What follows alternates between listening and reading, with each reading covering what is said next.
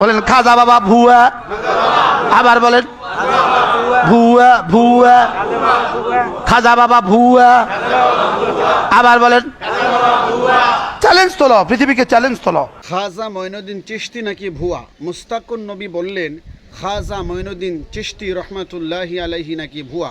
নাউযু বিল্লাহি মিন জালিক।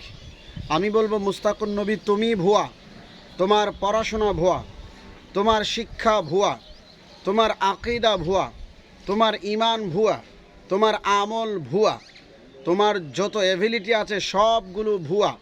যেই খাজা মঈনুদ্দিন চিশতি রহমাতুল্লাহি আলাইহি যার উসিলাই, যার ইসলামের দাওয়াতের কারণে 90 লক্ষ বিধর্মী মানুষ কালিমা পড়ে মুসলমান হয়েছে, এমন একজন মহান আল্লাহর ওলি সুলতানুল হিন্দ খাজা মঈনুদ্দিন চিশতি রহমাতুল্লাহি আলাইহিকে তুমি ভুয়া বলতে পারো?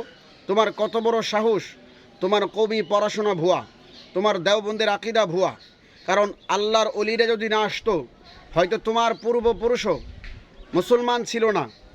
যদি 10 পুরুষ পূর্বে তাকাও, দেখবা তোমার পূর্বপুরুষেরা, 5 পুরুষ পূর্বে যদি তাকাও, তোমার পূর্বপুরুষেরা ছিল হিন্দু।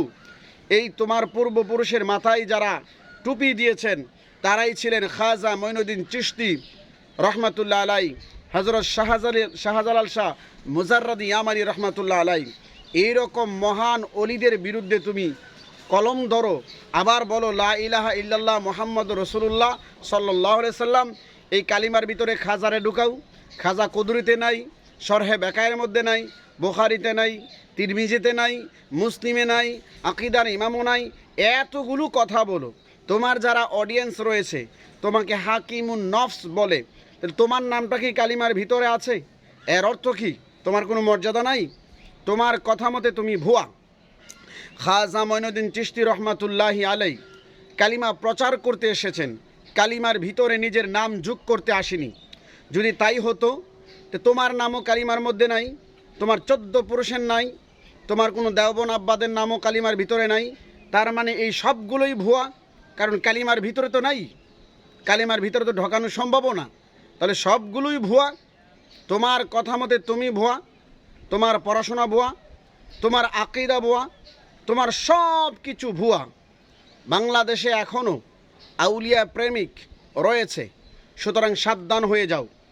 আমি বলবো প্রকাশ্যভাবে তুমি জাতির কাছে নিজের ভুল স্বীকার করতে হবে, ক্ষমা চাইতে হবে, না হলে এখন আর ছাড় দেওয়া হবে না। আল্লাহর অলিদের সাথে তুমি বেয়াদবি করো। তুমি বুখারী পড়ো নাই? বুখারীর 6502 নম্বর হাদিস হজরতে আবু হুরাইরা রাদিয়াল্লাহু তাআলা আনহু থেকে হাদিসখানা বর্ণিত। হযরত আবু হুরাইরা রাদিয়াল্লাহু তাআলা আনহু থেকে হাদিসে কুদসিখানা বর্ণিত। আল্লাহ তাআলা বলেন, আমার বান্দারা যখন আনাবি হুরাইরা রাদিয়াল্লাহু তাআলা আনহু ক্বালা মান আদালি ওয়ালিয়ান ফাকাদ আযানতুহু বিল হারবি, যারা আল্লাহর ওলিদের সাথে বেয়াদবি করে, দুশমনি করে, আদাওয়াতি করে, তাদের বিরুদ্ধে আল্লাহ তাআলা নিজেই যুদ্ধ ঘোষণা করেন। তোমাদের আকীদার বহুত হুজুরেরা, জুবায়ের আহমেদ আনসারী নবীর শানে দুরূদ শরীফ ভেঙ্গা বলতো, মৃত্যুর সময় সে ক্যান্সার হয়ে চেহারাটা বানরের মতো হয়ে মারা গিয়েছে। তোমাদের বড় হুজুর বাবুনগরী সাহেব আল্লাহর ওলিদের মাজারগুলো পা দিয়ে ভেঙে ফেলবে, যেই দিন বললো ওই দিন রাত্রেই আল্লাহ তাআলা তার পা পচায় দিল। এগুলা থেকেও কি তোমাদের শিক্ষা হয় না? বনি ইসরায়েলের জাতির মতো তোমরা হয়ে গেছো। তোমাদের মাদ্রাসাগুলোর মধ্যে বলৎকার হয়, এই বলৎকারগুলো চোখে পড়ে না? 7 বছর 8 বছর ছেলের সাথে মেয়ের সাথে বলৎকার হয়, এমনকি রমজানুল মুবারকে পর্যন্ত নিস্তার নাই। মাদ্রাসায় ছাত্র যারা পড়াশোনা করতে, ওখানে তোমাদের শিক্ষার্থীরা, তোমাদের বড় বড় হুজুরেরা, মামুনুল হক মতো এমন ব্যক্তিরা বলৎকার শুরু করে দাও। তোমরা বলো খাজা মঈনুদ্দিন চিশতি ভুয়া। আল্লাহ তাআলা তোমাদের উপরে অতি শীঘ্রই গজব নাজিল করবে। আমি বলবো মুসলমানেরা আবেগী হেন না, বিবেক দিয়ে চিন্তা করুন। খাজা মঈনুদ্দিন চিশতি রহমাতুল্লাহি আলাইহির পুরা জীবনীটা, ওনার জন্ম মৃত্যু এই ভিডিওর ডিসক্রিপশনের মধ্যে আমি দিয়ে দেব। আপনারা ওনার জন্ম মৃত্যু, ওনার কিছু কারামাত আমি দিয়ে দেব ইনশাল্লাহ, আপনারা পড়ে নেবেন। খাজা মঈনুদ্দিন চিশতি ওই ব্যক্তি, যেই খাজা মঈনুদ্দিন চিশতি রহমাতুল্লাহি আলাইহির নাম ছিল হাসান। রসুল পাক সাল্লাল্লাহু আলাইহি সাল্লামার নির্দেশনায় উনি নবীজির নির্দেশ নিয়ে রোহানিভাবে এই ভারতে এসেছে, আয়েশা ইসলাম প্রচার করেছে, ওনার জানাজায় 90 লক্ষ মানুষের সমাগম হয়েছে। ওই ব্যক্তি সম্পর্কে কথা বলতে সাবধান করে কথা বলতে হবে। আল্লাহ তাআলা তোমার জিহ্বা কেটে দেবে। আমাদের আল্লাহ রাব্বুল আলামিন বুঝার তৌফিক দান করুক, আমিন। আসসালামু আলাইকুম ওয়া রাহমাতুল্লাহ।